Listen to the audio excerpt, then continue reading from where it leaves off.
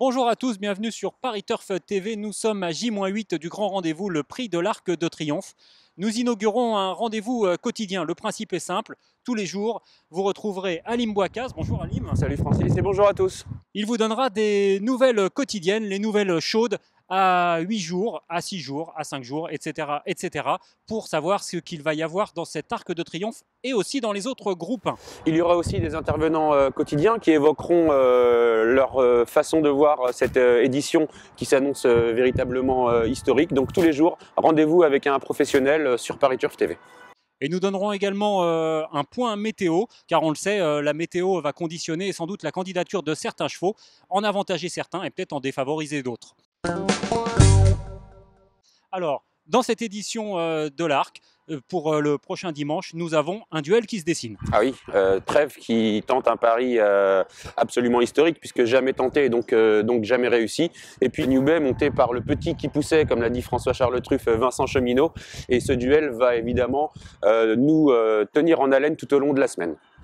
Alors, on parlait de la météo. Pour l'instant, à quelques jours du rendez-vous, comment ça s'annonce ?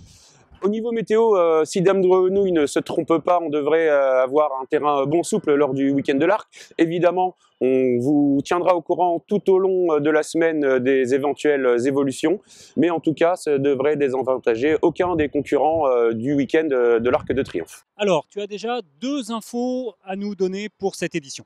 Eh bien, comme vous avez pu le lire dans nos colonnes, il y a Postpone, c'est vraiment c'est à peu près romanesque ce qui lui arrive, changement d'entraîneur, et puis non-participation à l'Arc de Triomphe pour des raisons qui pour l'instant nous sont encore inconnues, et puis Miguar.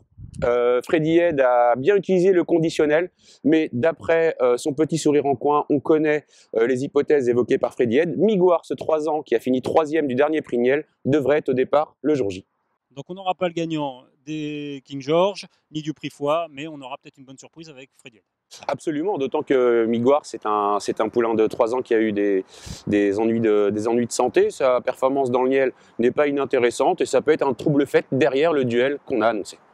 Donc à partir de lundi, vous retrouverez ce rendez-vous quotidien avec des infos chaudes. Nous parlerons également des autres courses. Absolument, d'ailleurs sur Genibet et leturf.fr, il y a un nouveau jeu qui s'appelle Le Géant, qui vous est proposé le samedi et le dimanche, donc ça tombe très bien, ce sera lors du week-end de l'Arc.